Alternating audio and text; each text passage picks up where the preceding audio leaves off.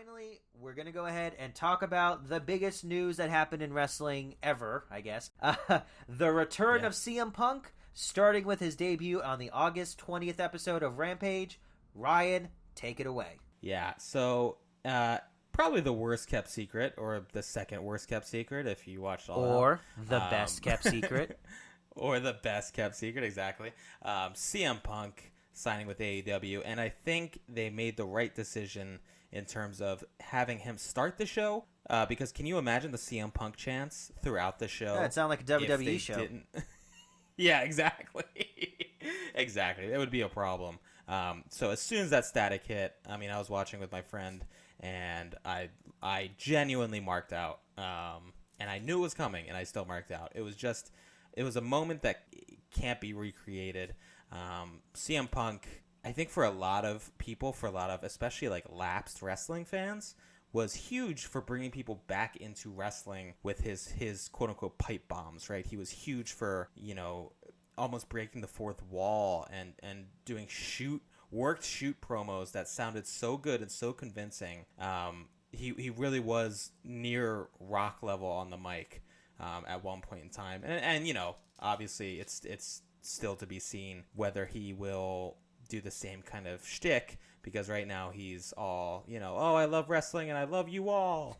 And, we'll see where that goes. But at one point in time, CM Punk was just on another level on the mic. And in the ring, too, he would put on great matches. But CM Punk coming back to wrestling it's just a great moment for wrestling. The guy hasn't wrestled in 7 years. Cult of Personality hits. He gets probably one of the biggest pops I've ever heard, ever. And it's in his hometown. The people were crying. I teared up. It was really a special moment. They played it perfectly. It was just simple. It was straightforward. We're gonna play CM Punk. We're gonna play Cult of Personality. He's gonna come out first. People are gonna lose their minds. Let's not build it up anymore.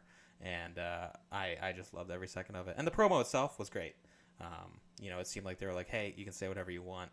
Just put over Darby Allin and build up that match. And that's what they did. What I've taken away from Punk in these last few weeks is that he's not what I expected. I always got the sense that Punk was bitter about everything, and that giving him a platform would inevitably lead to rants and attacks on WWE. Deserved attacks to be sure, but AEW as a company doesn't need any of that open hostility to the competition. They've been doing just fine on their own, and taking shots at them would only hurt them in the long run. But instead, Punk has spent almost all of his time putting over AEW and the new talent, talking about himself from time to time, throwing in a sideways dig at certain points, sure, but mostly it's been about building up the brand he's on instead of leading the charge against where he was before. And it's been way more endearing to me than I expected, because I thought maybe he'd become off as kind of pretentious. This guy, he was cool 10 years ago, but what have you done for me lately? That kind of thing. But the fact that he has used his time, he seems genuinely excited about AEW and all that. So whenever he comes on, it's engaging, because he's not there for himself. He's there to make the rest of the show great. You nailed it. I mean, I think that MMA guy who's been coming on AEW and just trashing it. Yeah.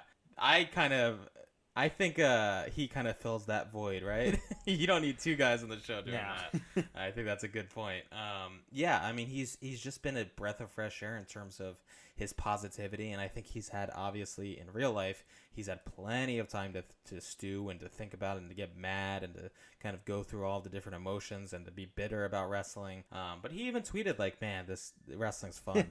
Like, recently, he was like, Who knew?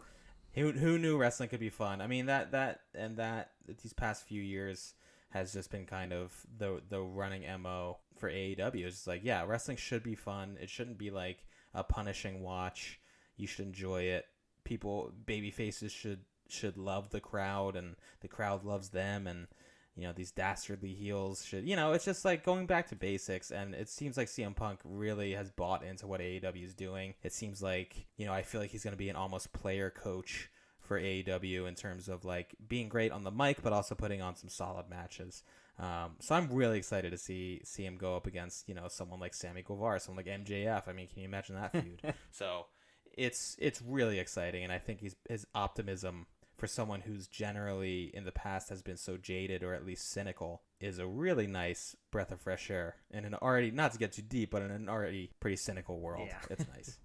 And, he didn't just come out and speak the entire 4 weeks that he was here. He almost did just that. But there was some build up to the pay-per-view match. He was going to face Darby Allin on the pay-per-view. So, and as I said, he kept building up Darby Allin as a great competitor, which is weird because it was like a babyface versus babyface match where it was total mutual respect. How interesting. But in addition to that, there was one segment where 2.0 and Daniel Garcia tried to go after CM Punk. It was on the September 1st episode of Dynamite, and they were swiftly trounced by Punk, with Sting and Darby following right behind. And Punk lands his first go to sleep in 7 years on Jeff Parker. Quite an honor to bestow on him. Yeah, exactly. This led to a match on the September 3rd episode of Rampage, where Darby swiftly beat Daniel Garcia to build him up for the pay-per-view match. And kind of to bring it back to Garcia once again, because I still love this guy, he proved to be a perfect foil for this match, and it was a really interesting match. Him, Darby Allin, and CM Punk worked together in an interesting way, with one of them not even having to be in the ring. What I liked about... So what made it work is that Punk is watching it from the commentary booth, and it plays out like a roadmap to Darby's strengths as well as his flaws. So throughout the match, Darby is attacking Garcia like this is a grudge match. It just shows that he has a temper and will fight any random schmo with everything he has. He's willing to take big risks and take big bumps, which means he can be baited into bad ideas like the table spot in the match. But his resilience makes it hard to press the advantage for long. As much as he's a daredevil and throws his body around like a ballistic missile, his mat work is strong and he can easily turn things in his favor if you rely on that alone. All this on full display throughout the match and is more or less commented on by the announce team. So it works as a learning tool for Punk, and Garcia, he was a big reason why that worked as well as he did. He was the one giving Darby that match where he could show off his strengths and weaknesses in that way. I don't know if anyone else kind of caught that, but that's what made that match so interesting to me, and it's just another reason that Daniel Garcia is swiftly becoming one of my favorite new guys at the company. No, I think that's a really great observation, because I picked up on almost none of that. I was just like, oh my god, look at CM Punk. So that's a really cool perspective on it, and it makes sense. I mean, CM Punk is in storyline, one of the best competitors, so it makes sense that he'd be eyeing Darby's weaknesses. Meanwhile, Darby is pretty fresh on the scene, so he's eager to show everything off and maybe isn't thinking about kind of keeping his cards close to his chest, right? So that's a really cool interpretation of it that I really like. Dang, I wish I thought of that at the time. And it's just another thing that CM Punk is bringing to the table. I was pretty cynical about him showing up. Certainly, I was definitely looking more forward to Danielson or even guys like if Bray Wyatt shows up, I was like, oh, he's the one I want to see. CM Punk, he's been working here for about a month now, and he has done quite a bit to prove why people were excited to see him return. And we'll see what he does next. I'm interested to see what happens now. Yeah, me too. I mean, the future of wrestling in general just looks quite bright.